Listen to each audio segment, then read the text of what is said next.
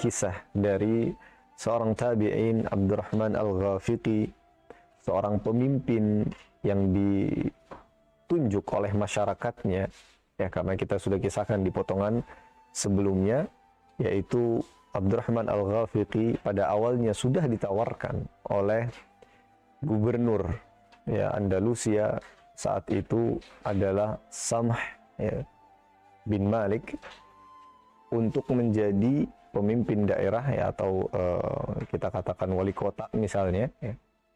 Namun Abdurrahman Al-Ghafiqi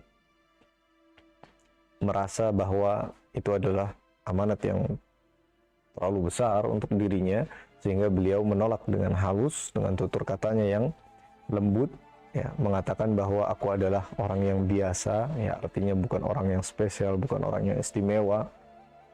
Maka, ya, tidak sebegitu layaknya untuk dijadikan seorang pemimpin.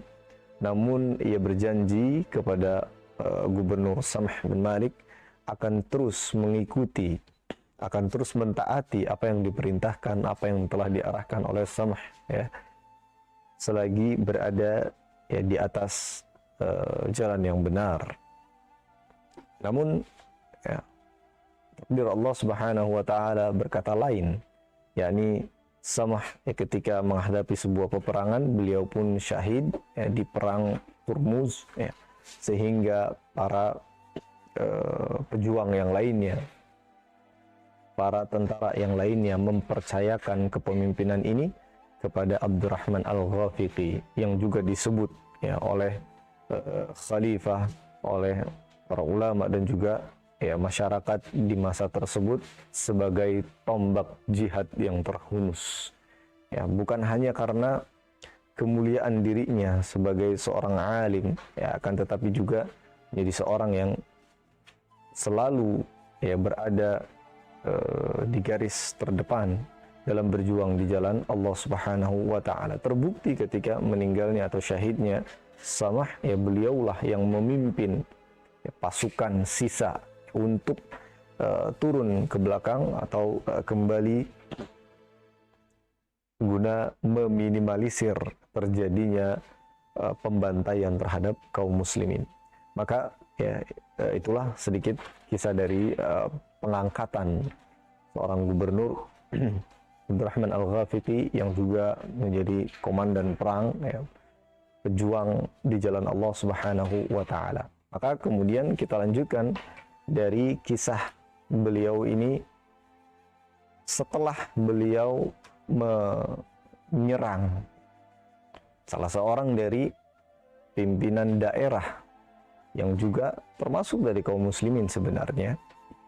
Namun ia kemudian, ya, bisa kita katakan mengkhianati perintah dari Abdurrahman Al-Ghafiqi yang sudah menjadi, ya, gubernur Andalus saat itu, yang menguasai seluruh Andalus. Artinya beliaulah, Abdurrahman Al-Ghafiqi adalah orang yang atau pemimpin teratasnya di wilayah Andalusia. Namun kemudian, ya, Utsman ini karena kecintaannya terhadap istrinya, anak-anaknya, ya, dan mertuanya juga, ya, artinya keluarga dari istrinya tersebut, sehingga mengkhianati dengan 2 kali pengkhianatan. Yang pertama adalah ia telah mengikat perjanjian kepada Raja Perancis yang mana itu adalah mertuanya. Kemudian yang kedua, mengabarkan, membocorkan rencana dari Abdurrahman Al-Ghafiqi untuk menyerang, ya, Perancis. Kemudian, ya, dengan 2 pengkhianatan yang dilakukan oleh Utsman ini, Abdurrahman Al-Ghafiqi memerintahkan untuk membawa Utsman hidup atau matinya, karena ia pun, ya, mati-matian membela istrinya, anak-anaknya dan juga keluarganya, termasuk mertuanya di sini adalah seorang raja Perancis. Diseranglah, ya, bala tentara dan tentu medan kekuasaan dari Utsman. Singkat cerita, berhasillah Abdurrahman Al-Ghafiqi, ya, dengan strateginya merebut kekuasaan tersebut ya, dan larinya Utsman ini terus dikejar oleh Abdurrahman Al-Ghafiqi sampai benar-benar mendapatkan ya dirinya hidup atau mati. Namun qadarullah, memang Utsman ya benar-benar sangat cinta kepada istrinya, kepada keluarganya, melebihi ya ketaatannya dari pemimpin Abdurrahman Al-Ghafiqi. Maka dengan terpaksa Abdurrahman Al-Ghafiqi memerintahkan untuk ya membunuh mereka dan membawanya kembali ke ya, markas kaum muslimin di negeri Syam. Maka selesailah urusan tersebut, dan ya, Raja Aqutania ini sudah mulai ketar-ketir mendengar berita wafatnya anak serta mantunya tersebut. Ia pun mengatakan kepada rakyatnya, kepada para prajuritnya, bahwa Abdurrahman Al-Ghafiqi pasti akan datang, cepat atau lambat, hari ini atau esok hari katanya.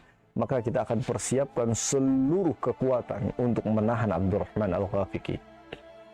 Dan benar saja, tidak meleset apa yang diduga, apa yang telah digambarkan oleh Raja Perancis ini, bahwa Abdurrahman Al-Ghafiqi datang tidak lama setelah itu membawa 100.000 pasukan, ya, membawa 100.000 pasukan, yang mana ya, pasukan ini adalah pasukan kaum muslimin yang penuh dengan keimanan, yang penuh dengan ketaatan kepada khalifahnya, kepada pemimpinnya.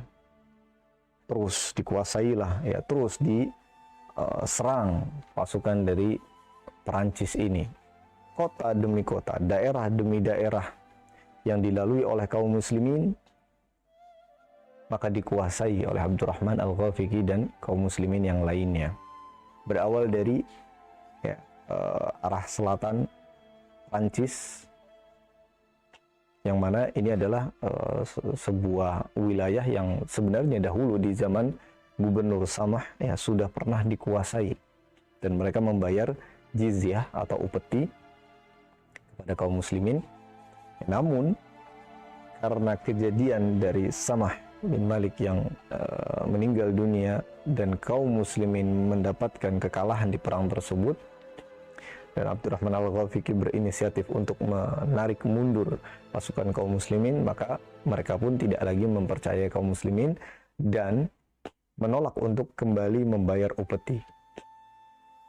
Namun tentu Abdurrahman Al-Ghafiqi ya kembali merebut kekuasaannya dengan mudahnya ya, maka dari situlah gerbang pembuka ya, penguasaan Abdurrahman Al-Ghafiqi terhadap Perancis.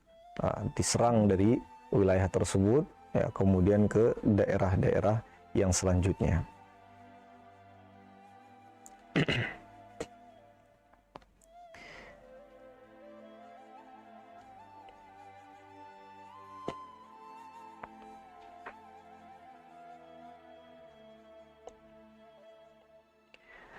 Pemirsa dan juga pendengar sekalian yang semoga dimuliakan oleh Allah Subhanahu wa taala. Kemudian Abdurrahman Al-Ghafiqi melanjutkan perjalanan jihadnya untuk menguasai negeri Perancis ini, dan sampailah di suatu kota yang besar ya. Salah satu kota besar yang ada di Perancis yang bernama ya Bordeaux atau Bordeaux ya. Kota ini adalah kota yang besar, banyak penduduknya ya, dan berhasil dikuasai oleh kaum muslimin, dan ini merupakan satu istilahnya batu loncatan bagi kaum muslimin untuk menguasai kota-kota dan daerah-daerah setelahnya ya, atau yang di sekitarnya. Dan ini ya tentu menelan banyak korban karena banyak penduduk di sana, dan Raja Perancis ya Aquitania ini masih saja terus ya kabur dari daerah ke daerah yang lain, menghindari serangan dari Abdurrahman Al-Ghafiqi. Ya, sebagian wilayah Prancis ya, sebagian besar dari wilayah Prancis terus dikuasai dan berhasil dikuasai oleh Abdurrahman Al-Ghafiqi hanya dalam beberapa bulan saja ya. Dan ini adalah waktu yang singkat, pemirsa dan juga pendengar sekalian, semoga dimuliakan oleh Allah Subhanahu wa taala. Waktu yang singkat untuk menguasai satu daerah ya, atau negara besar seperti Perancis. Hanya dalam hitungan bulan saja. Apalagi kalau kita melihat di masa tersebut belum adanya teknologi yang begitu canggih ya, fasilitas perang seperti zaman sekarang. Akan tetapi ya, dengan keimanan mereka, tawakal mereka kepada Allah Subhanahu wa taala, ya berhasil menguasai kota-kota tersebut dengan mudah dalam jangka waktu yang sangat singkat. Maka kemudian di Eropa pun terdengarlah gaungan-gaungan nama Abdurrahman Al-Ghafiqi. Bahkan mereka, ya ini bukan hanya di Perancis saja, tapi di sekitar benua Eropa seluruhnya sudah benar-benar waspada dengan keberadaan Abdurrahman Al-Ghafiqi yang berhasil merebut sebagian besar dari wilayah Perancis ini. Mereka bahkan mengatakan ya, atau para pemimpin mereka mengatakan kepada bala tentaranya, kepada rakyatnya, pasanglah badan kalian jika ya, senjata sudah jatuh. Artinya jangan sampai kaum muslimin ini bisa melewati mereka meskipun mereka sudah tidak memiliki senjata lagi, maka badanlah yang akan menjadi tamengnya, seperti itu. Dan di akhir dari perjalanan ya, penguasaan negeri Perancis ini, Abdurrahman Al-Ghafiqi harus bertemu ya, dengan pasukan dari Karel Martel. Ya. Di sini adalah ya, seorang pemimpin besar yang bukan hanya di Perancis saja, akan tetapi mengumpulkan banyak bala tentara dari Eropa, negeri-negeri Eropa. Karena mungkin ya masih dahulunya di bawah kekuasaan Romawi ya, dan orang-orang kufar yang lainnya yang bersatu, dan mereka sudah mulai takut dengan keberadaan kaum muslimin, terutama Abdurrahman Al-Ghafiqi ini. Maka pasukan kaum muslimin pun ya, terus ya, bertekad, bercita-cita untuk menguasai Perancis dan sekitarnya ya, sehingga mereka ini kaum muslimin sampai ke kota Toulouse ya, di salah satu kota besar juga ya, di Perancis, kota yang terkemuka ya, banyak juga penduduknya, dan ya, bisa dikatakan jika kaum muslimin sudah menguasai kota tersebut ya, setelah kota-kota yang lainnya atau kota-kota sebelumnya, maka selesailah sudah ya, negeri Perancis ini dikuasai oleh kaum muslimin. Dan lebih dari itu, kota ini bahkan menjadi kebanggaan dari seluruh daratan Eropa. Jadi bukan hanya di Perancis saja, tetapi terkenal di seluruh daratan Eropa. Sebab di sana ya, terdapat sebuah gereja yang besar, yang megah dan luas ya. Dan tentu di setiap gereja ya, ini kalau kita lihat di gereja-gereja itu ya, ternyata mereka menyimpan banyak harta ya, emas ya, dan juga barang-barang berharga. Dan tentu dengan gereja yang menjadi kebanggaan mereka, yang terbesar ya, yang menjadi pusat dari ya, gereja-gereja besar yang ada di Eropa, maka menyimpan juga banyak sekali harta ya, kekayaan yang sangat berharga. Maka kaum muslimin pun mulai ya, mengepung kota tersebut dengan hebat, dengan semangat yang sama ya, yang tidak kendor sama sekali, dengan keimanan yang penuh di atas pimpinan Abdurrahman Al-Ghafiqi. Dan tak lama kemudian kaum muslimin pun berhasil ya, menguasai Prancis secara keseluruhan dengan takluknya ya, kota Toulouse ini, termasuk gereja yang ada di dalamnya. Dan ada salah satu ya, kekhawatiran terbesar dari Abdurrahman Al-Ghafiqi ketika berhasil ya, menguasai gereja tersebut dan kota Toulouse ini. Apa itu? Yakni kaum muslimin akan membawa ghanimah, harta rampasan perang yang begitu banyak, yang megah, melimpah. Bahkan dikatakan di sini bahwa ya, kaum muslimin ya, dengan perjalanannya terus menuju ya, kota-kota yang lain di sekitar Eropa ya atau di sekitar Perancis tersebut, mereka membawa masing-masing di pundaknya harta yang banyak. Nah, ini menjadi kekhawatiran dari Abdurrahman Al-Ghafiqi. Maka pada 10 hari terakhir di bulan Sya'ban di tahun 140 Hijriah, Abdurrahman Al-Ghafiqi dan tentaranya bergerak ke kota Poitiers ya. Di kota itulah bertemu dengan pasukan pejalan kaki Eropa. Maka ini bukan lagi tentang Prancis, akan tetapi mereka menghadapi pasukan Eropa yang tentu lebih besar lagi dari pasukannya Britania ini ya, yaitu yang menjadi raja Prancis. Pasukannya yang tadi sudah dikuasai ya oleh kaum muslimin, ternyata itu hanyalah awal ya, dari penguasaan kaum muslimin terhadap negeri Eropa. Namun ya tentu jalan kaum muslimin ini tidak begitu mudahnya. Tambah lagi kekhawatiran terbesar dari Abdurrahman Al-Ghafiqi adalah kaum muslimin yang sudah memegang begitu banyak harta. Maka kekhawatirannya adalah terlena dengan harta-harta tersebut. Pemirsa dan juga pendengar sekalian yang semoga dimuliakan oleh Allah Subhanahu wa taala, maka tentu pertempuran antara ya, kaum muslimin dengan pasukan Eropa yang dikuasai atau yang dipimpin oleh Karel Martel ini tidak terhindarkan. Peperangan berkecamuk ya, di wilayah tersebut ya, di kota Poitiers ya. Dan pertempuran ini dikenal dengan nama Badatus Syuhada. Kenapa dinamakan demikian? Ya, maka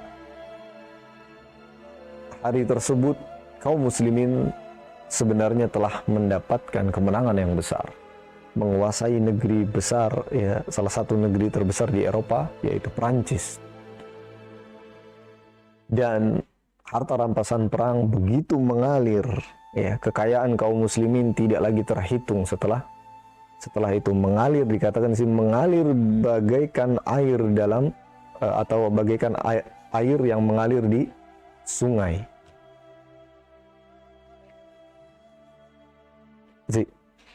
Fauzi mati tuh, mati nggak? Nggak. Oh itu soalnya merah-merahnya mati. Aman ya memorinya? Jadi lanjut aja. Oke.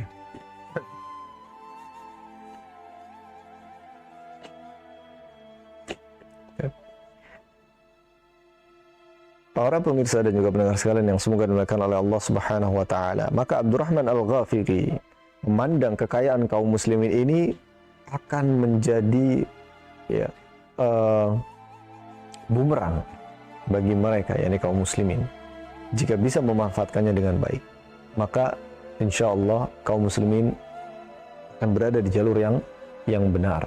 Akan tetapi jika kaum muslimin terlena dengan harta-harta tersebut, ya, maka kekhawatiran dari Abdurrahman Al-Ghafiqi adalah mereka kemudian tidak fokus kepada ya peperangan yang mereka hadapi. Tapi di satu sisi Abdurrahman Al-Ghafiqi berpikir bahwa jika harta-harta ini kemudian diambil kembali, ya disuruh untuk ditinggalkan, tidak dibawa oleh kaum muslimin, maka tentu kaum muslimin akan kecewa. Karena ini salah satu dari istilahnya bonus ya. Harta rampasan perang ini adalah bonus bagi kaum muslimin setelah memenangkan peperangan demi peperangan. Maka Abdurrahman Al-Ghafiqi memiliki keputusan, yaitu untuk mengumpulkan harta-harta ini di satu tempat, ya didirikan satu atau dua camp yang besar untuk mengumpulkan harta tersebut. Kaum muslimin ya diperintahkan untuk fokus dulu perangan dan meninggalkan ghanimah tersebut ya dengan beberapa penjagaan saja. Kemudian mereka pun ya kembali ke medan perang melawan pasukan Eropa tersebut. Dan ya di sela-sela hari tersebut ternyata ada strategi yang ya bisa dikatakan tidak cukup jitu, ya, karena masing-masing dari pasukan, itu pasukan Eropa ini atau pasukan kaum muslimin di bawah Abdurrahman Al-Ghafiqi, keduanya tidak bergerak sama sekali selama beberapa hari. Tidak ada yang memulai, ya, siasatnya. Jadi saling menunggu, saling ingin membaca strategi dari, ya, pasukan lawan ataupun musuhnya. Maka Abdurrahman Al-Ghafiqi pun mulai mengerahkan pasukannya langsung menuju jantung pertahanan, ya, pasukan Eropa, merengsek masuk ke dalam pertahanan pasukan Eropa. Ya, sampai sini kaum muslimin masih dengan semangatnya, masih dengan kekuatannya, ya, terus menghantam pasukan Eropa. Sehari, 2 hari, dan beberapa hari, ya, peperangan itu berkecamuk. Hasilnya adalah imbang. Bisa kita bayangkan, pemirsa dan juga pendengar sekalian yang semoga dimuliakan oleh Allah Subhanahu wa taala, kekuatan dari pasukan Eropa ini, ya, yang sudah benar-benar dipersiapkan sehingga, ya, bisa menyeimbangi perlawanan, ya, ataupun penyerangan dari Abdurrahman Al-Ghafiqi yang selama ini, ya, jalannya begitu mulus untuk menguasai Prancis dan sekitarnya. Sampailah pada suatu pertempuran, ya, atau pertempuran inti di hari pertamanya, ya, masih seimbang. Kemudian di hari kedua, ketiga, dan selanjutnya semakin seru lagi, semakin dahsyat lagi pertempuran tersebut. Strategi demi strategi dikeluarkan oleh Abdurrahman Al-Ghafiqi.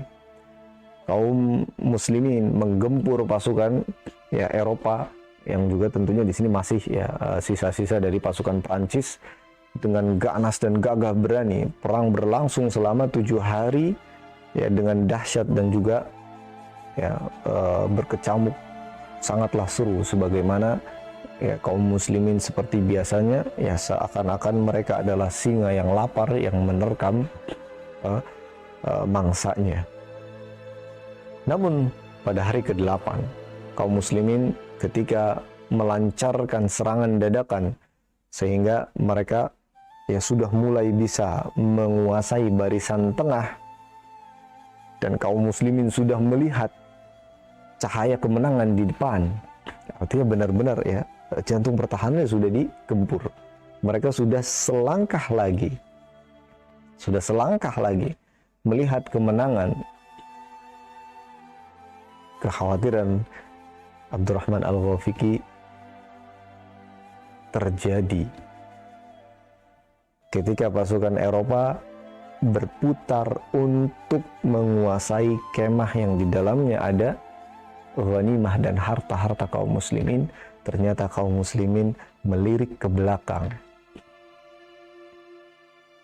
Kesalahan yang sama terulang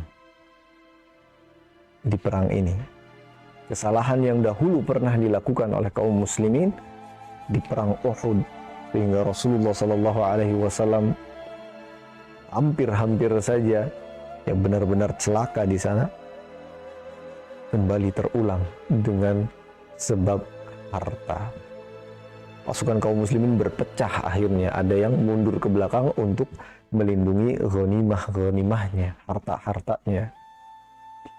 Abdurrahman Al-Ghafiqi dengan sisa dari pasukan kaum muslimin terus menyemangati mereka untuk terus maju karena cahaya kemenangan sudah ada di hadapan mereka.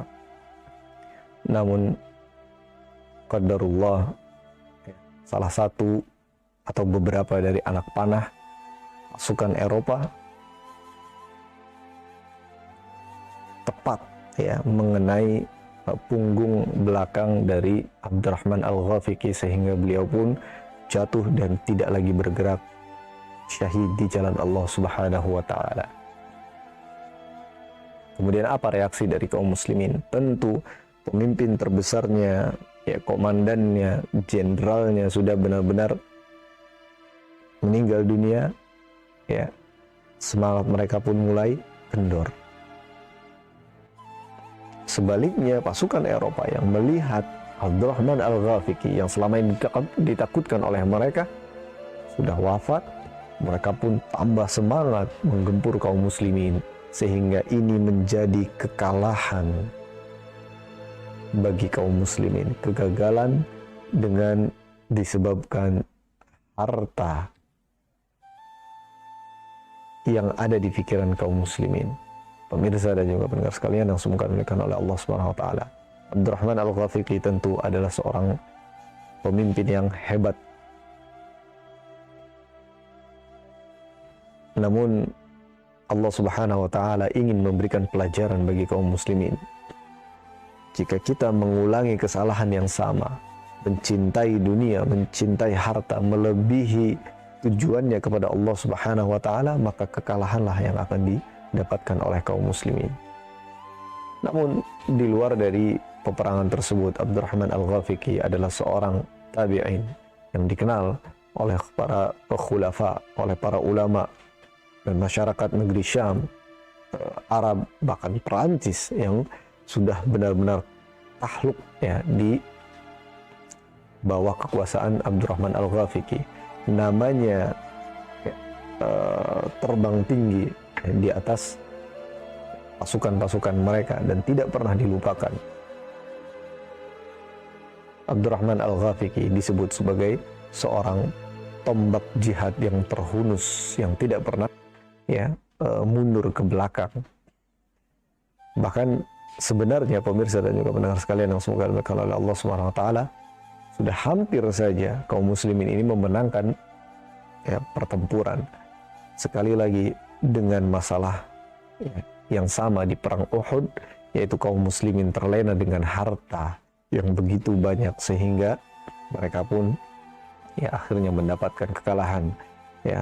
Yang tentu ini semua menjadi pelajaran bagi kita Pak pemirsa dan juga pendengar sekalian yang semoga dimuliakan oleh Allah Subhanahu wa taala, bahwa apa yang menjadi tujuan kita adalah ridha Allah Subhanahu wa taala.